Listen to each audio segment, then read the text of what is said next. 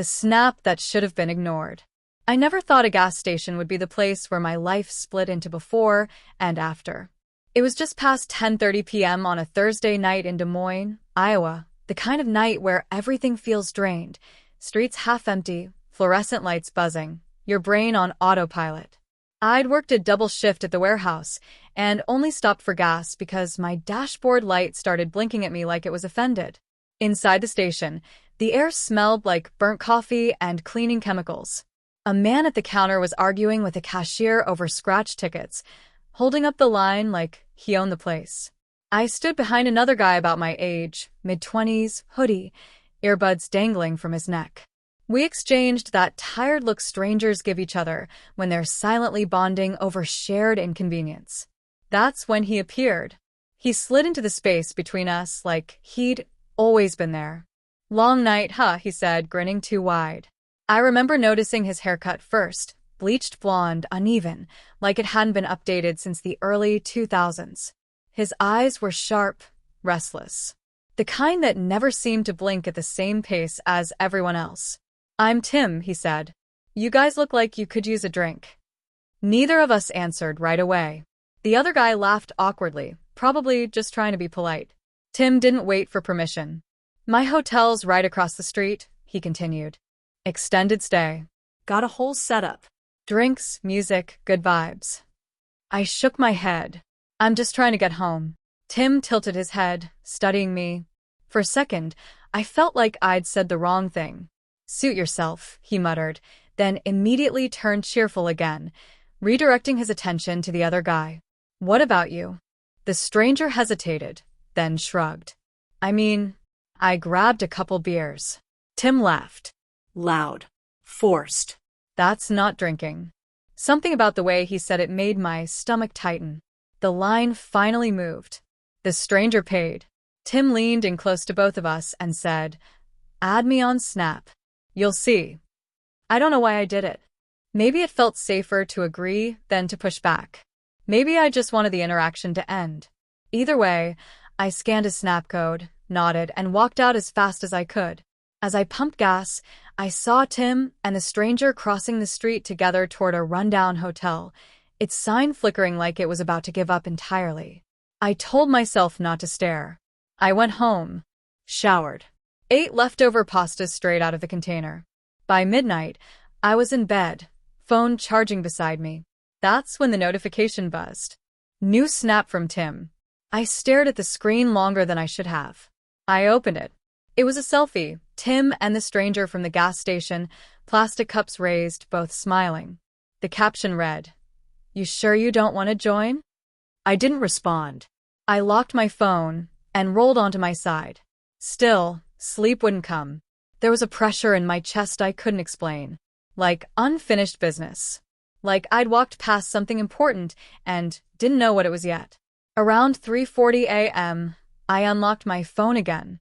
Snapchat opened automatically. Tim's story sat at the top. I hesitated. Then I tapped. At first, it didn't make sense. The lighting was dim, shaky. The stranger was on the floor, his voice slurred, confused. Tim was laughing behind the camera, breathing fast. I waited for the punchline. It never came. The next clip was worse.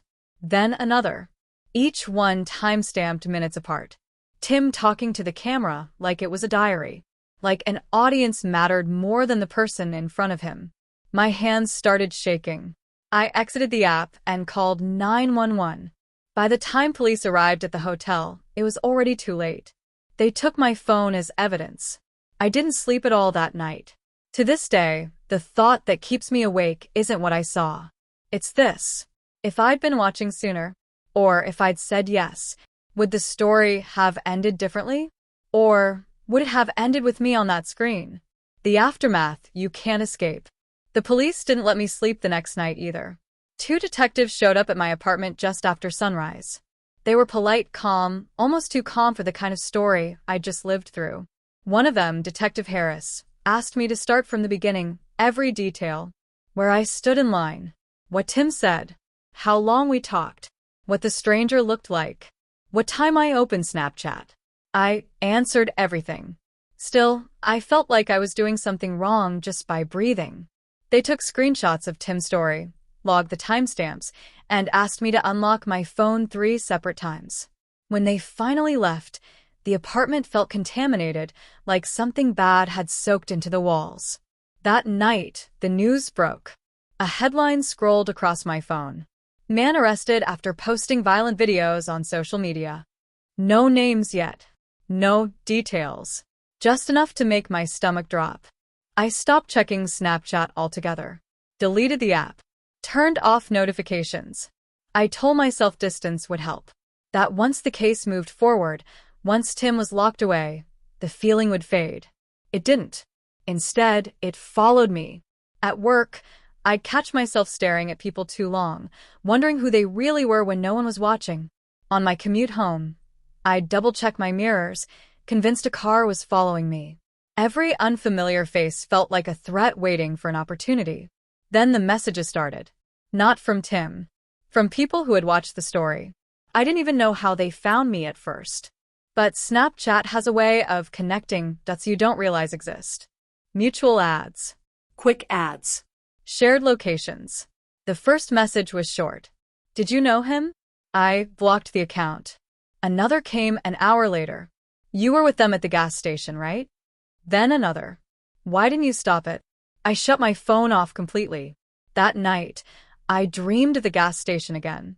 Only this time, the doors wouldn't open. The cashier stared straight through me. Tim stood behind the stranger, smiling, filming, except the phone was pointed at me. I woke up soaked in sweat. A week passed. Then, 2. The victim's name was finally released. His family appeared on the news, faces blurred with grief. They talked about how kind he was, how he trusted people too easily, how he'd only gone out that night to relax. Every word felt like it was aimed directly at my chest. One evening, I got an email from an unfamiliar address. Subject: You're not in trouble. I shouldn't have opened it. The sender claimed to be a journalist. Independent. Working on a piece about social media violence. He said my name had come up in the police report as a key witness. I didn't respond. The next day, another email arrived. I know this is hard, but people need to hear your side. I deleted it. That's when the account started tagging me. Old screenshots from the gas station security footage, grainy, low resolution, but clear enough. There I was, standing in line, alive, unharmed. The comments were worse than the messages. Why him and not you? You could have saved him. You walked away. I stopped going out after dark. Stopped stopping for gas at night. Stopped trusting my own judgment. Then late one night, my phone buzzed. I hadn't reinstalled Snapchat. I knew I hadn't. But there it was. Snapchat. New login detected. My blood went cold. I reset my password. Logged out of everything. Ran a virus scan on my laptop. Nothing came up. I told myself it was a glitch. Until I opened my photo gallery. There was a new video. 30 seconds long. Shot from inside a car. The camera pointed at a gas station.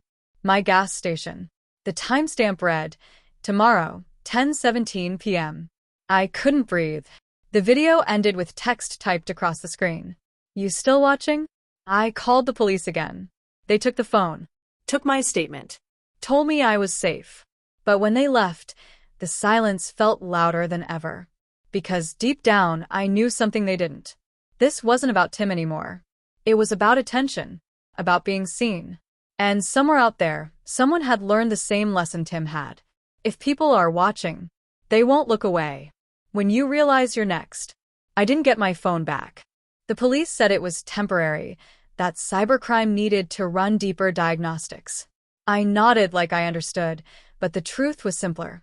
Without my phone, I felt blind. Cut off. Exposed. I bought a cheap prepaid phone the same day. No apps. No social media. Just calls and texts. For the first time in weeks, I slept. That didn't last. 3 nights later, I woke up to knocking. Not loud. Not urgent. Slow. Deliberate. I checked the time on my bedside clock. 10:16 p.m. My chest tightened. The knocking came again. I didn't move. I didn't breathe.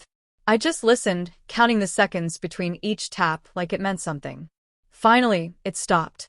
I waited another 10 minutes before getting up, grabbing the heaviest thing I owned, a dumbbell I barely used, and creeping toward the door. I looked through the peephole. No one.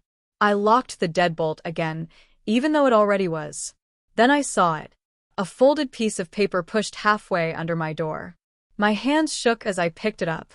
2 words, written in black marker. Missed you. I didn't call the police. I didn't know what to say anymore. The next morning, Detective Harris called from an unknown number. He sounded tired. We recovered your phone, he said.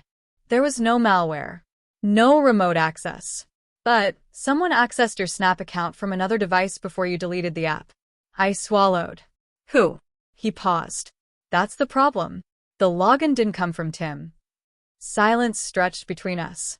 Then who? I asked. We're still figuring that out.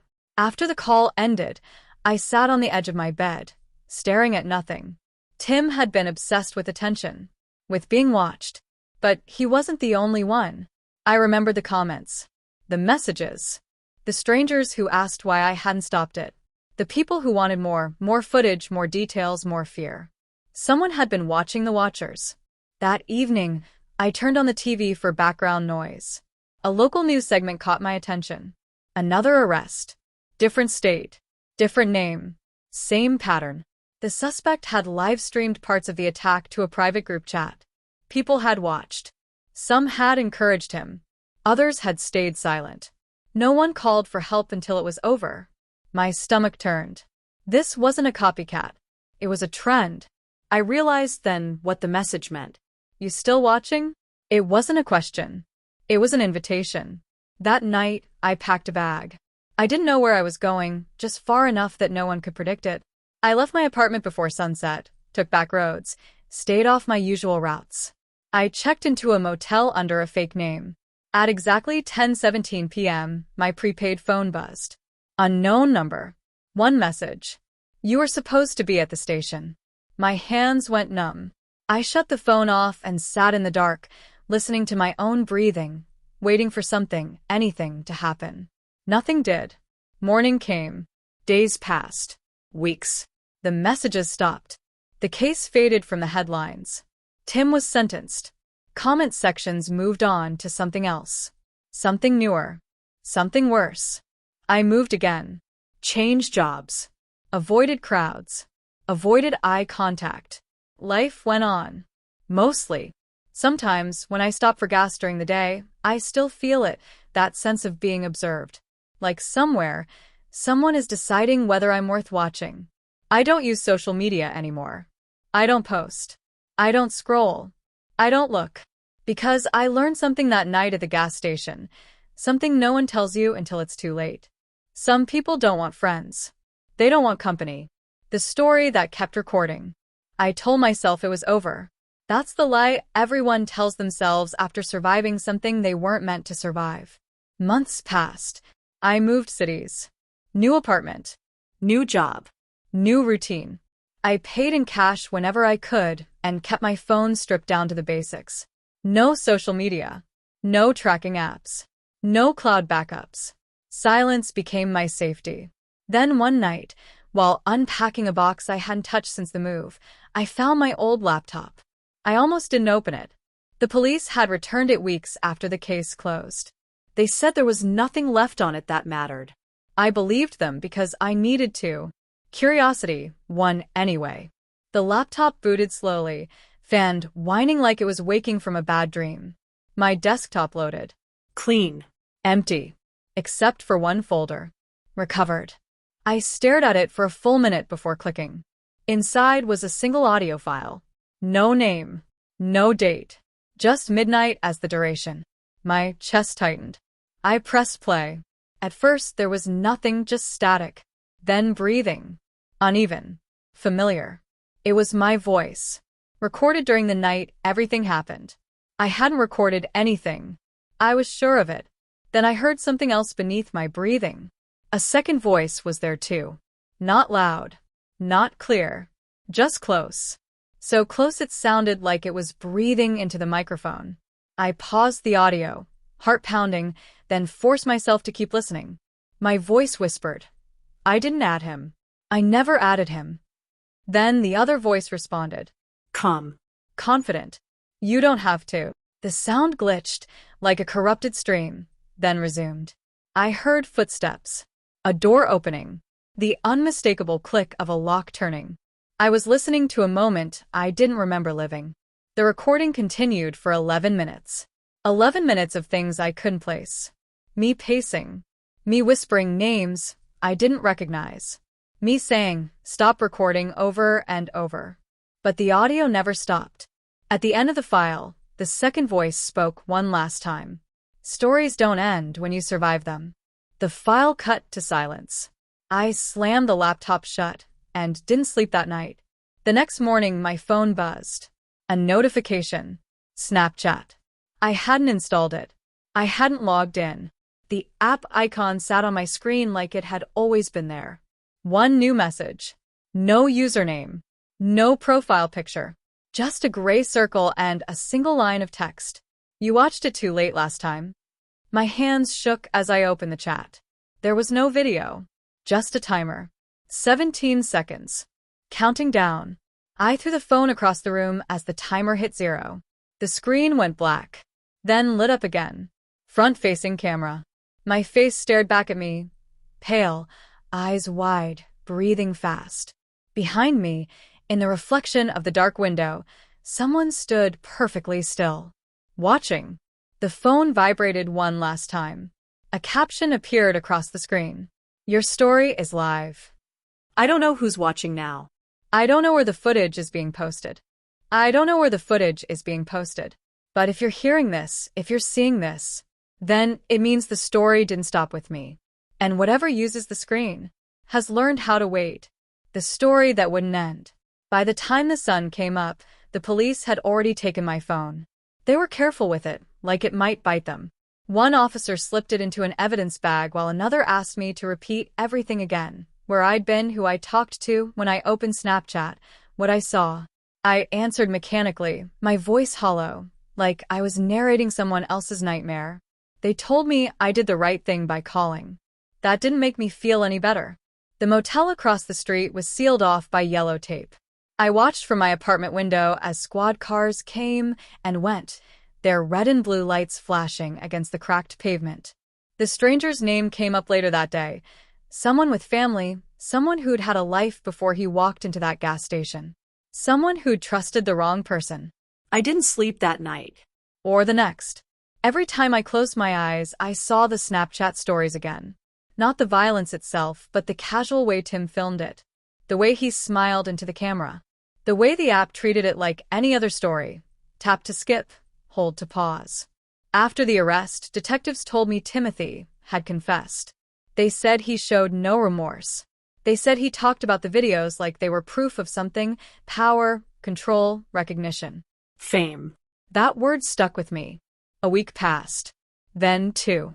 Life was supposed to go back to normal, but it didn't. My phone felt heavier in my hand. Every notification made my chest tighten. I stopped opening Snapchat entirely. I deleted the app. Then reinstalled it. Then deleted it again. It didn't matter. The night it happened again, I was brushing my teeth when my phone buzzed on the sink. I froze. The screen lit up. Snapchat notification. New story available. No username. No profile photo. Just the generic gray silhouette. My mouth went dry. I hadn't added anyone new. I hadn't reinstalled the app. I was sure of it. My reflection in the mirror looked wrong. Pale. Eyes sunken. Like I hadn't slept in years instead of days. Slowly, against every instinct screaming at me not to, I picked up the phone. The story loaded. At first, it was just darkness. A shaky camera. Heavy breathing. Then a voice. Soft. Familiar. My own. I was coming home from work one night. My heart slammed into my ribs. The video wasn't showing Tim. It wasn't showing the stranger. It was showing me from behind, walking into the gas station, the angle wrong, impossible, like someone had been standing where no one was. The timestamp read, tonight. I dropped the phone. It hit the tile and slid to a stop, still playing. My voice continued, narrating the story exactly as I remembered it, but I hadn't recorded this. I never had. The camera angle changed. Now it was my apartment hallway. My front door. Someone was filming from inside. The video ended. Another story autoplayed. This one showed my bedroom. Empty. The final snap loaded slowly, the buffering circle spinning like it was taking its time. The caption appeared first. You watched. Now you're part of it. The camera flipped. The screen went black. Then, faintly, behind my reflection in the phone's glass, I saw movement. A shadow. Standing in the hallway. Breathing. And somewhere deep inside the phone, I heard a notification sound. Cheerful. Familiar. Unforgiving. Snapchat doesn't forget. And neither do the stories we let play.